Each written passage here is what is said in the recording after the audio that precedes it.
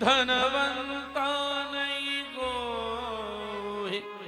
सोई धनवंता जानियो, जप राम नाम धन हो सोई धनवंता जानियो, जप राम नाम धन हो। धन्यवाद। गुप्ता परिवार की जो भौतिक संपदा है, जो भगवती लक्ष्मी लोग के पास है, उसका सदुपयोग हो रहा है। बाकी तो साहब ये तो आएगी और जाएगी। हमारे गुरु महाराज कहते थे भैया दान में कर लो, ये दान है, दान में कर लो, बोले तो नहीं करोगे तो दवाई में देनी पड़ेगी। इसलिए बहुत सावधान, बुरा मत मानना। मनुष्य तो सब बन जाते हैं, पर भगवान के बनाए हुए बन जाते हैं। विवेक के द्वारा जिंदगी को जीना बहुत कठिन है। कैसे जिए? 60 वर्ष के भी लोग समाज में हो जाते हैं, उन्हें पूछे कि वहां कथा हो रही है गुप्ता जी, क्या चलो? बोले कथा बता तो होती रहती है। समझ लीजिए कि ये बेचारा जैसा आया था वैसे ही जाने की तैयारी।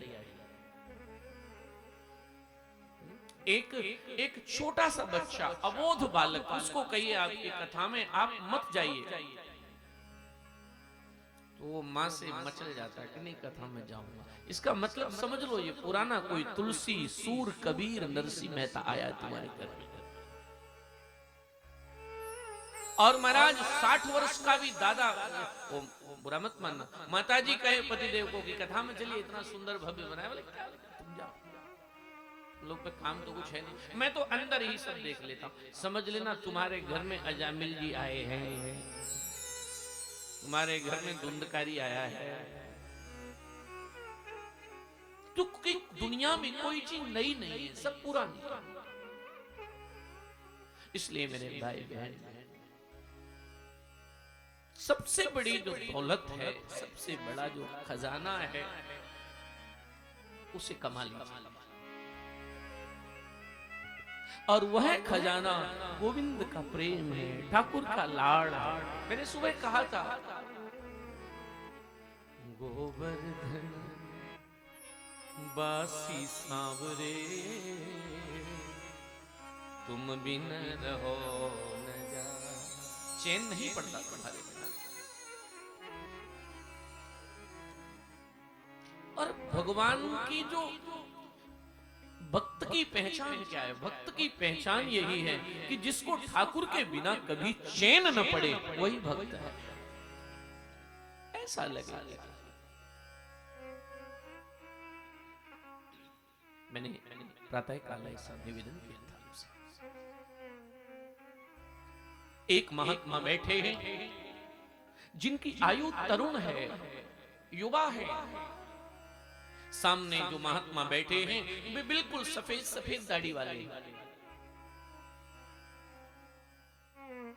सफेद दाढ़ी वाले, जिनकी भ्रुकुटी के बाल भी नीचे आ रहे हैं। वो साहब एक युवा से प्रश्न कर रहे हैं, भगवान की कथा सुना। युवा के मन में संकोच आया और प्रार्थना पूर्वक कहा, कैसे सुना लूं?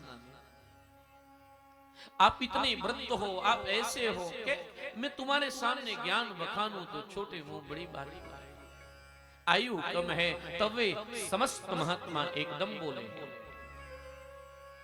धन वृद्धा बल वृद्धा आयु वृद्धा तथैव च। आयु वृद्धा ते सर्वे ज्ञान वृद्धा किंकिरा शिष्य किंकी ते सर्वे अभिज्ञान। दुनिया में बड़ा कौन है? उन्हें जिसका ज्ञान समस्त साधुओं ने कहा कि महाराज वह कथा सुनाइए। तब श्री सूत जी कहते हैं, हे संतो, कृष्ण भक्ति सर्वश्रेष्ठ साधन है जीव का। और एक बात ध्यान रखिए कि कृष्ण भक्ति प्राप्त करने के लिए पहले पात्रता लगी। अच्छा एक बात बताओ, यहाँ कथा हो रही है और प्रभु जी इतनी सुंदर भव्य ये सब नहीं बनाया होता तो आप सुविधा पूर्वक बैठ पाए। तो पहले जो काम करो उस काम का एटमॉस्फेयर तैयार करो, वातावरण। विप्र आचार्य स्वस्ति वाचन करते हैं, वेद पाठ करते हैं, सखा मंडल नारद जी की तरह बीणा लेकर लग जाते हैं। आप लोग सुंदर सुंदर वस्त्र पहन के आते हैं, तो फिर हमारा भी मन करता है कि कथा कथा। ईमानदारी से बताइए कि आप सभी जो लोग लिखे पढ़े हैं, पढ़े लिखे लोग हैं, वो लैपटॉप लेकर यहां आ जाएं। ये लोग कहें कि हम भी आ जाएंगे महाराज जी, आप करो तब तक हम आते हैं। और ये आचार्य सभी मिले नहीं ढूंढने से, तो साहब हमारा मन करेगा कथा सुनाए। तो इसलिए पात्रता जरूर आनी चाहिए। किसान बाड़ी लगाता है, बाड़ी लगाने से पहले उसकी जुताई होती है, साफ गुड़ाई होती है, खाद डाला जाता है, और जब खेत पूर्ण तरह से तैयार होता है तो बीजा होता है। तो हम चाहते हैं हम हमारे अंदर वो सब पैदा करें, कर्तव्य का ठीक से निर्वाह करें, कृष्ण भक्ति प्राप्त हो। श्री सूत जी कहते हैं, यह कृष्ण भक्ति जब प्राप्त हो जाती है तो सारी ग्रंथियां अपने आप खुल जाती है। गोस्वामी तुलसीदास जी कहते हैं, मन से सकल वासना भागी, मन से सकल वासना भागी, केवल राम चरण रति लागी, केवल राम चरण रति लागी, केवल राम चरण रति लागी, केवल राम चरण रति लागी, मन से सकल वासना भागी, मन से सकल वासना भागी, मन से सकल वासना भागी, मन से सकल वासना भागी,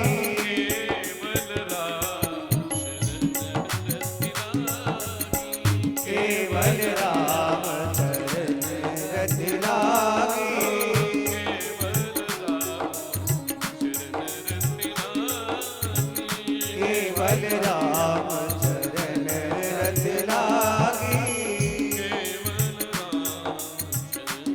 रति लागी, केवल राम चरण रति लागी। महाराज सूत जी बता रहे हैं कि ऋषियों, मनुष्य का सबसे बड़ा दुर्भाग्य यह है कि वो अपने समय को बहुत उसकी समय की हत्या करता है। और ध्यान करना, समय का हत्यारा दुनिया में सबसे बेकार आदमी होता है। अभी मैं हरियाणा में कथा करके आ रहा हूं, अभी तुरंत मुझे बहुत हंसी आती थी कि जहां कथा स्थल था, तो जहां मैं रुका था वहां से कार से कथा तक जाता था, तो जिस गली से कार निकलती थी वहां 20, 25, 50 लोग ताश खेलते मिलते थे। अब 60 साल का आदमी ताश खेले तो समझो ये क्या बनने की तैयारी कर रहा है।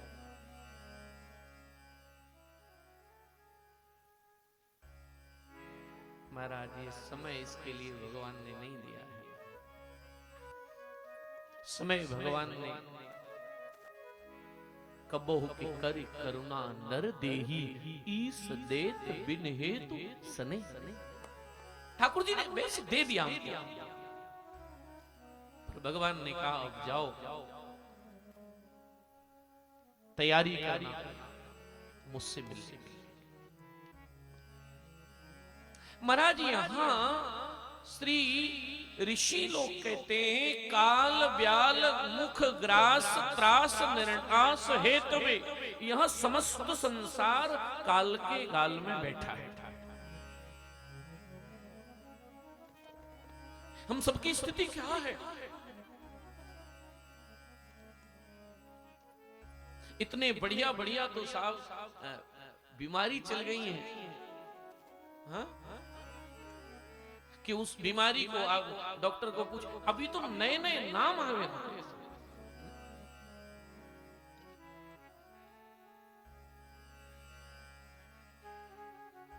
अब बोलो ऐसी बीमारी है कि जिसमें आदमी मिठाई नहीं खाओ, ऐसी बीमारी है कि जिसमें नमक नहीं खाओ, ऐसी बीमारी है जिसमें घी नहीं खाओ। एक आदमी तो मुजफ्फरनगर में उत्तर प्रदेश में हमें ऐसा मिला कि आश्चर्य हुआ। हमने को कहा आप उसके पत्नी ने बताया कि महाराज ये रोटी नहीं खाती। मैंने कहा कुछ बीमार नहीं, इसको इसकी विदेश में टेस्टिंग हुई तो बताया इसको अन्न से एलर्जी है। ये मैंने पहली बार। हमको तो बड़ा कष्ट हुआ, वैसे तो उसके प्रति हमारी सद्भावना है, पर हमको लगा हमारे महाराज जी कहते थे कि जिसको जिस चीज से एलर्जी हो उसने समझो वो चीज दान नहीं की। एक संत अभी बता रहे थे कि जिसको डायबिटीज हो वो दूसरों गरीब लोगों को चीनी खिलाओ, सबसे बड़ी दवाई। क्यों? पिछली बार थोड़ा धोखा खा गए, इस बार चीनी खिलाओ गरीब। जिसको कोलेस्ट्रॉल बढ़ गया हो गरीब की बस्ती में जाओ, थोड़ा देसी घी दे के आओ, तुम्हारा ठीक हो जाएगा। पर महाराज हम इधर ध्यान नहीं देते। तो काल व्याल मुख ग्रास, हम सब काल के मुंह में हैं बिल्कुल। पर हाँ एक बात ध्यान रखिए, हम एक दूसरे को देखते हैं, देखो साहब वो ऐसे वो ऐसे वो ऐसे। कितने लोग हैं, माइयों को छोड़ दीजिए, तो भैया लोग जरा विचार करो कितने लोगों को ईमानदारी से अपने हाथ से फूंक आए अब तक, कितने लोगों को ठिकाने हम लोगों ने लगा दिया अब तक। लेकिन शमशान में जो बातें आप 10 मिनट सुन लें, अगर टेप कर लें, तो महाराज कोई महात्माओं से नीची बात ही नहीं करता, महात्मा पीछे रह जाए। हाँ? आप शमशान की चर्चा सुनिए लोगों की, अरे साहब कुछ नहीं है, यही तो संसार, आज खाओ कल का पता नहीं, ऐसी बात। लेकिन प्रभु जी जो बेचारे को लेके गए थे वो जल नहीं पाता है, उससे पहले घड़ी दे भाई साहब, लकड़ी डालिए, दुकान का टाइम हो रहा है। यही सत्यता है।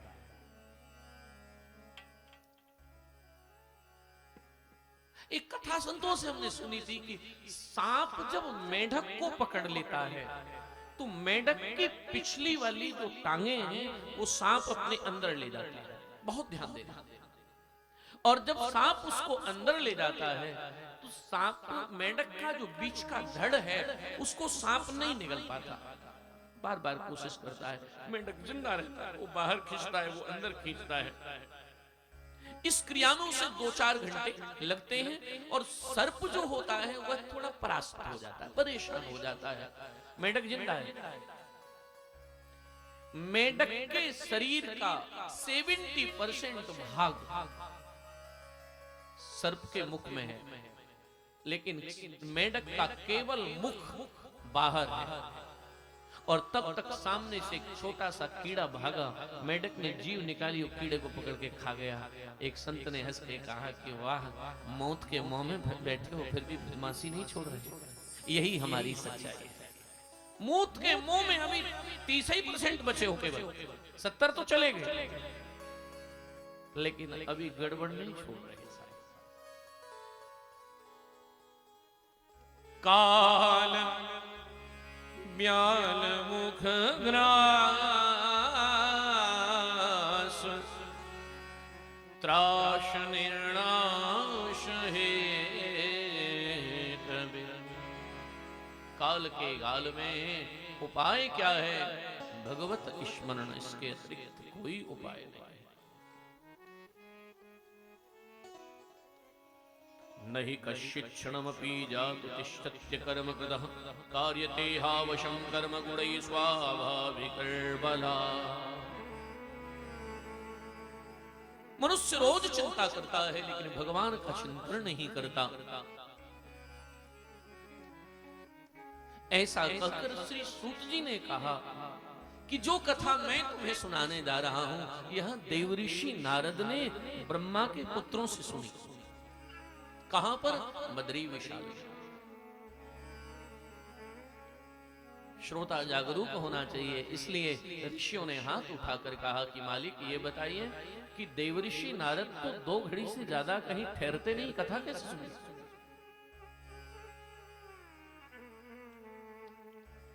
तब श्री सूत जी महाराज कहते हैं, देवऋषि नारद, एक बात देखो, देवऋषि नारद की एक विशेषता है, वो कहीं रुकते नहीं है, चलते चरे वे। और वैसे भी ज्यादा एक बात कही जाती है कि ज्यादा रुकना नहीं चाहिए, चलते रहते। और एक भागवत जी ने एक इशारा किया है कि गृहस्थ लोग जो भी हैं वह 50 वर्ष तक तो रह लें घर में, और 50 के बाद संख्या कौन सी आती है? 50 तक तो गिनती है, 50 के बाद गिनती क्या आती है? 51। अंग्रेजी में कहूं तो 51, पर 1 दोनों में आ रहा है। 51, 51। इसका मतलब 50 तक घर में, 50 के बाद वन में।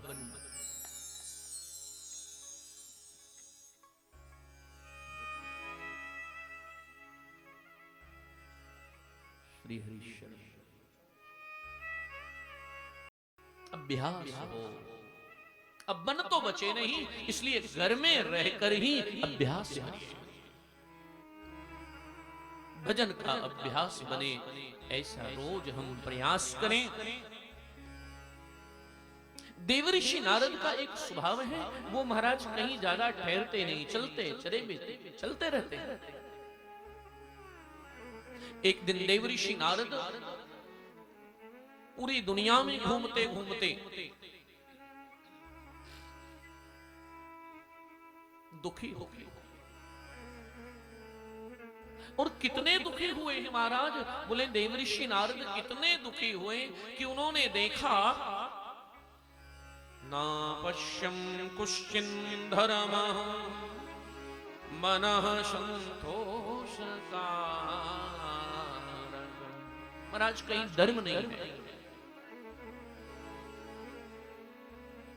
लोग अधर्मी हो गए हैं। कलिना धर्म मित्रेण,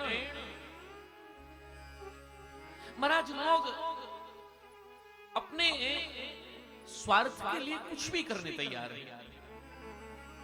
देवऋषि नारद कहते हैं ऐसा दृश्य मैं देख रहा हूं सब जगह। और महाराज विप्रे भागवती वार्ता गे गे जने जने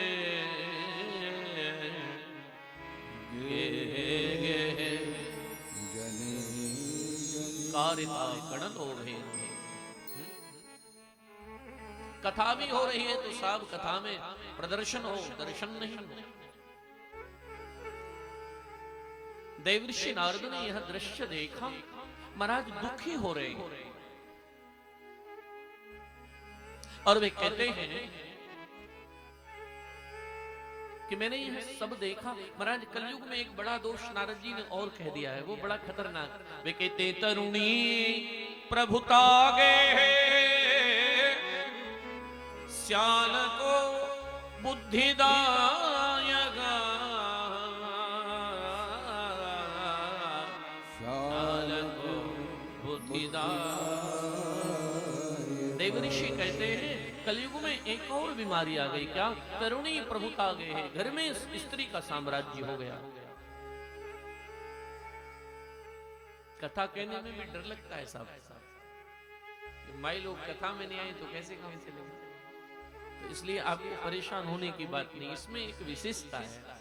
लिखा हुआ है तरुणी प्रभुता गे है, स्त्री का नहीं, तो तरुणी।